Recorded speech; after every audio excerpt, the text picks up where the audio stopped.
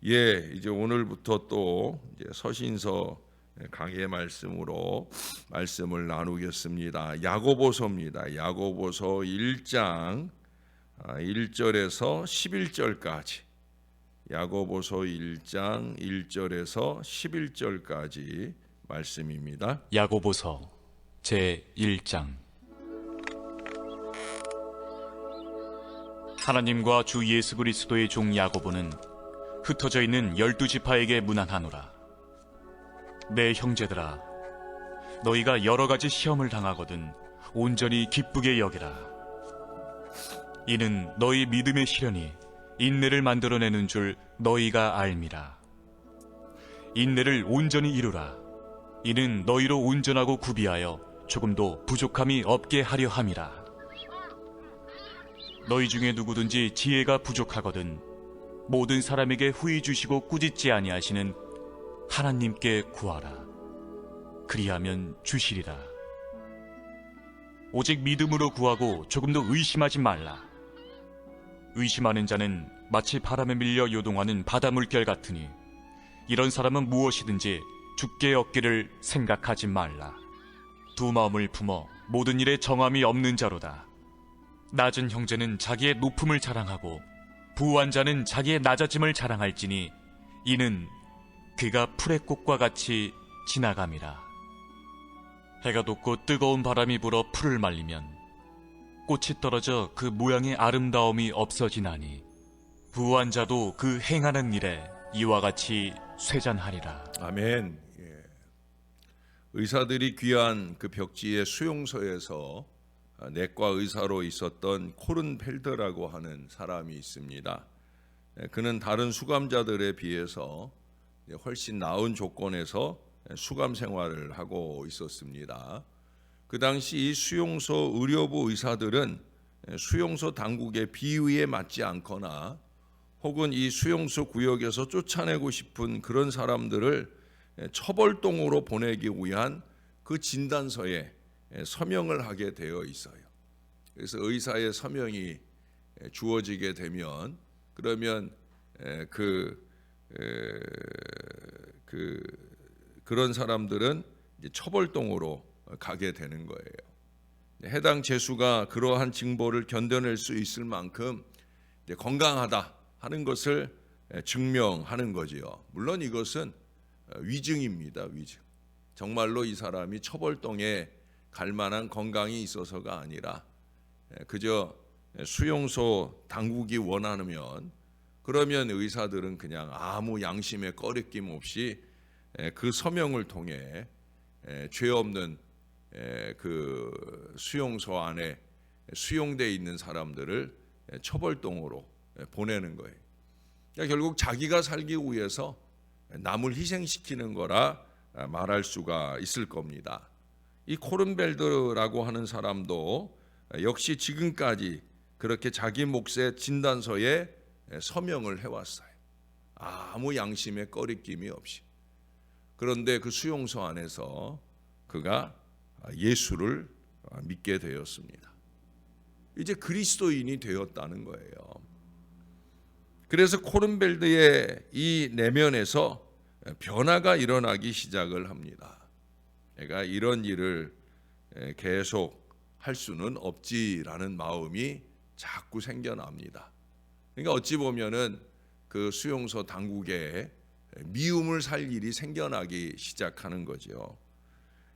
이전에는 내가 살기 위해 다른 사람을 희생시켰는데 이제는 다른 사람을 살리기 위해 내가 희생되어야 할 그런 순간이 되었더라는 거예요. 더군다나 코른펠드는 이 환자용 식빵을 훔쳐먹는 한 당번을 고발을 합니다. 잘못된 것은 잘못된 것이다 말하다 보니까 결국 그 고발당한 당번은 처벌동으로 쫓겨가게 됐고요. 이제 머지않은 때 그가 다시 풀려나게 되는 즉시로 어쩌면 자기 자신의 목숨이 위태로울 것을 알게 되어집니다. 그런데도 이 코른펠드의 마음속에는 하나의 두려움도 없어요. 왜? 내가 죽으면 죽는 순간 곧 영원한 천국에 갈 거다 하는 이 분명한 믿음이 있기 때문에 그래서 하나도 두렵지 않은 마음으로 자유하게 살고 있어요. 그러던 어느 날 오후에 그는 대장암 수술을 마친 젊은 환자 한 명을 검진하다가 그의 그 영적인 곤고함과 공허함을 보게 되어집니다. 그래서 코른펠드는 마취에서 깨어나고 있는 이 환자에게 자신에게 일어났던 그 신앙적인 경험들을 말해주기 시작합니다. 그리고 이튿날 아침에 이 젊은 환자는 그 의사가 밤사이에 살해당했다라는 걸 알게 되어집니다. 그가 그 전날에 마취에서 깨어나면서 그가 듣게 된 말들은 결국 그 의사의 마지막 말이었다는 거죠. 그 의사가 죽음을 앞두고 쏟아놓은 그 열정적인 마지막 말들이 그의 마음속에서 계속 되뇌어집니다. 그 결과 그 역시도 그리스도인이 되었습니다. 그는 나중에 수용소에서 살아남아 자신이 그곳에서 깨달은 것들을 전 세계에 글로 말하게 되어집니다. 그의 이름은 1970년 노벨 문학상을 받은 바로 솔제니친입니다. 구원받은 믿음으로 제대로 잘 살아가는 한 사람을 통해 구원의 복음 역사에 쓰임받게 되었다는 거죠. 솔제니친의 변화는 그 한 사람의 구원으로 끝나는 것이 아니라 그의 그 수려한 작품들을 통해 또 이후에 이어지는 정치범 생활을 통해 많은 사람들에게 은혜와 감동을 주었습니다. 이게 신앙인 거죠. 야고보서는 수신자가 정하여지지 않은 흩어져 있는 12지파에 보낸 편지 설교입니다. 주후 50년께 예루살렘에서 예수님의 육신의 형제 야고보에 의해서 기록되었어요. 50년께라고 하면 복음서들보다 더 먼저 쓰여진 책인 거지요. 야고보는 환난 속에서도 도피하지 않고 친히 사도들과 함께 예루살렘 교회를 지키다가 순교했습니다. 야고보서의 주제는 성숙한 성도, 온전한 성도인데 이 야고보를 통해 오늘 우리에게 주시는 하나님의 음성에 함께 귀 기울이는 기회가 되고 저나 여러분 안에 부족함들을 깨닫고 그것들을 말씀으로 채워가는 좀 더 신령하고 거룩하고 온전한 성도가 되는 좋은 기회가 되었으면 좋겠습니다. 그래서 첫째로 꼽을 수 있는 것은 온전한 성도가 되어야 됩니다. 여러분, 온전함, 우리의 부족함들을 조금씩 채워가며 온전함으로 나가야 된다는 거예요. 이건 야고보서의 주제이기도 하지만 야고보서만 아니에요. 성경 전체의 주제라 해도 과언이 아닙니다. 이 땅에 오셔서 주옥 같은 수없이 많은 말씀을 주신 우리 예수님의 그 전생애에 주신 말씀의 핵심 주제라고 해도 과언이 아니에요. 어떤 모습이 성숙한 그리스도인의 삶일까? 야고보서는 자기를 지켜 세속에 물들지 않은 성도라고 1장 27절에 말씀합니다. 언행일치의 성도가 온전한 성도다. 2장 14절에 말씀합니다. 거기서 더 나아가 말에 실수가 없는 성도라고 3장 2절에 말씀하고 있어요. 그리고 마귀를 대적하는 영적 싸움을 좀 싸울 줄 아는 그런 성도임을 4장 7절에 말씀합니다. 그리고 1장부터 시작해서 마지막 5장에서 고난 중에 참고 기도하는 시험을 참는 자가 복이 있다는 바로 그런 성숙한 성도의 모습을 우리들에게 말씀해 주고 있어요. 교회 밖에서 살다가 교회 안으로 들어왔다면, 신앙 밖에서 살다가 신앙하는 사람이 되었다고 하면, 그러면 그 신앙이 좀 더 성숙해져야 되는 거예요. 예? 어제나 오늘이나 영원토록 동일하신 우리 주 예수 그리스도를 믿는 신앙이라면 그 그리스도를 닮아가고자 하는 간절함 속에 조금씩 변화되어야 된다는 거예요. 기왕에 믿기 시작했다면 적당히 신앙하지 말고 우리 예수님의 당부처럼 아버지의 온전하신 같이 우리도 온전해지기 위해 영부림치며 노력해야 됩니다. 제가 영부림이라고 하는 말, 우리가 몸부림도 아니고 삼부림 이상의 영부림이라는 말씀을 쓰게 된 이유가 바로 여기에 있는 거예요. 앞서 나열해 드렸던 이 야고보서의 모든 신앙적 노력들에 저와 여러분들이 열심내야 합니다. 코람되어 하나님 앞에서 우리가 조금 더 노력하면서 온전한 성도 되어야 합니다. 두 번째는 시험을 만나거든 온전히 기쁘게 여겨야 되는 것을 1장 2절의 이하에 말씀해 주고 있어요. 이 야고보서의 비밀이 바로 여기에 있습니다. 야고보서는 불신자에게 보내는 서신이 아니고 우리 믿는 형제들에게 보내는 서신입니다. 그런데 믿는 성도는 무엇으로 신앙의 성숙을 가져올까요? 바로 시험과 환난, 고난이 신앙의 성숙을 가져온다는 거예요. 거기 3절 이하를 보시면 너희 믿음의 시련이 인내를 만들어내는 줄 너희가 알미라. 이는 너희로 온전하고 구비하여 조금도 부족함이 없게 하려 함이라 말씀하고 있어요. 야고보서가 기록될 당시에 이들 성도들에게는 얼마나 많은 고난이 있었겠습니까?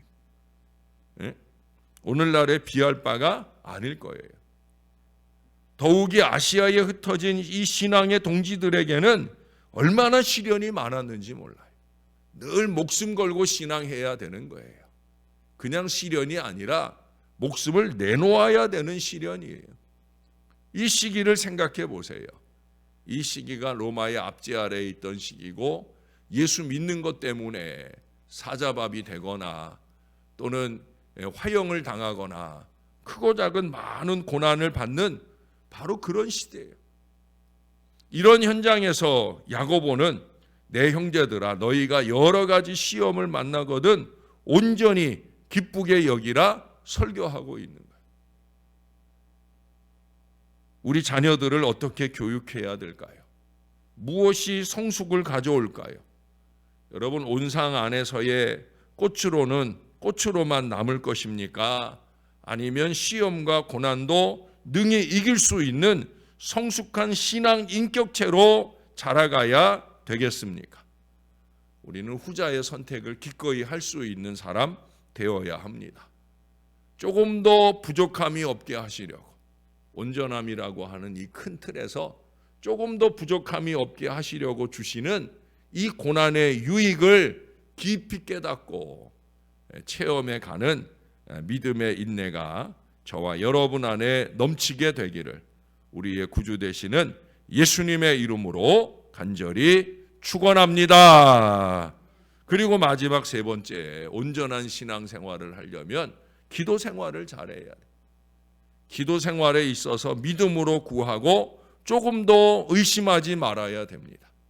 시련이나 고난, 환난이 뜻하는 바는 나는 곧 한계에 부딪혔다. 내 지식과 힘으로는 안 된다. 바로 그것이잖아요. 그렇죠? 이런 상황을 통해서 자신의 나약성을 알게 되어집니다. 초라한 나 자신을 발견하게 됩니다. 얼마 전에도 제가 고백했잖아요. 나름대로 우리 교인들의 영육간의 삶을 지켜보겠다고 나름대로 열심히 무릎 꿇고 살지만 그 한계를 느끼게 되어진다는 거예요. 그러나 그 한계를 느낄 때가 끝이 아니라 또 다른 시작이라는 거죠. 바로 우리 믿음의 사람들에게는 그게 곧 기회라는 거예요. 왜 그렇습니까? 믿음으로 구할 수 있는, 믿음으로 구하고 바로 그것입니다. 전능자 창조자에게 나아가는 좋은 기회가 되기 때문이에요. 어려울 때 자신을 위장하거나 변명하지 말고 우리 하나님께 나아가 하나님께 구하는 거예요. 이것이 성숙한 성도의 길 아니겠습니까? 그리고 구할 때에는 뭐라고요? 조금 더 의심하지 말라는 거예요. 이게 바로 야고보서이고요. 야고보서만 말하는 게 아니에요. 이게 바로 하나님의 말씀이에요. 우리가 날마다 새벽 아침 하나님의 말씀 앞에 서는 이유가 바로 여기에 있어요. 여러분, 우리가 하나님께 아뢰는 것보다 더 중요한 거, 하나님의 말씀을 받고 말씀에 의지하여 기도의 그물을 내리는 바로 그 신앙이 바로 여기에 있는 거예요. 평소에는 방패 기도입니다. 나를 위해서나 우리를 위한 방패 기도를 잘 쌓아놓는 바로 그 신앙이 필요한 거죠. 그러나 시험이나 환난이 오면 믿음의 기도, 능력 기도로 부수며 나가야 되는 거예요. 부족함이 느껴진다면 기도로 채워가야 되는 거예요. 이 5절의 말씀 가지고 제가 여러분에게 여러 번 설교했던 것 같아요. 전에 이 지혜가 부족하거든, 누구든지 지혜가 부족하거든 그 지혜 대신에 뭐든지 넣을 수 있다고 말씀을 드렸었죠. 기억나시죠? 요즘 같으면 건강이 부족하거든, 뭐 또 물질이 부족하거든, 예? 믿음이 부족하거든. 부족하면 무릎 꿇는 거예요. 다른 거 없어요. 예수 믿는 사람들이 부족하다 느껴지면 그게 나에게 부족한 것만 아니라 내가 신앙하는 공동체, 가정이라든지 교회라든지 우리가 영적인 해안을 가지고 무엇이 부족하구나 라고 깨달을 때, 그때 예수 믿는 사람, 하나님을 신앙하는 사람이라면 전능하신 하나님 앞에 무릎을 꿇는 거예요. 결국 기도밖에 없는 거예요. 기도가 믿음입니다. 믿음이 기도로 증명이 되는 거예요. 저 사람 믿음이 있다 없다. 저는 기도 생활로 가늠합니다. 기도 생활 없는 사람은 뭐 아무리 껐덕거리고 믿음 있는 체하고 허튼 소리하고 돌아다녀도 저는 믿음 없어, 저 사람 믿음 없어, 전 그렇게 생각합니다. 믿음 없는 거예요. 믿음은 기도로 증명이 되어집니다. 잊지 말아야 됩니다. 두 마음 이중 생활 같은 불신앙적 나태함으로 살지 말고 기도 믿음으로 온전한 신앙 백성이 되어야 합니다. 주님이 오실 때가 다가옵니다. 그래서 마귀는 더 들끓는 노력들을 이어갈 것입니다. 마귀에게 내 마음도 내어주지 않고 마귀에게 내 가정이나 내 교회도 내어줄 수 없다는 절박함을 가지고 우리는 더 무릎 꿇고 더 무릎 꿇어서 온전한 주님의 백성들이 다 되어지는 저와 여러분들이 꼭 되기를 우리의 구주 되시는 예수님의 이름으로 간절히 축원합니다. 기도하겠습니다. 아버지, 우리가 온전해서 새벽제단을 지켜내는 게 아니라 우리가 많이 부족하기에 온전한 백성 되라고 주님이 우리를 늘 깨워 부르시는 줄로 믿습니다.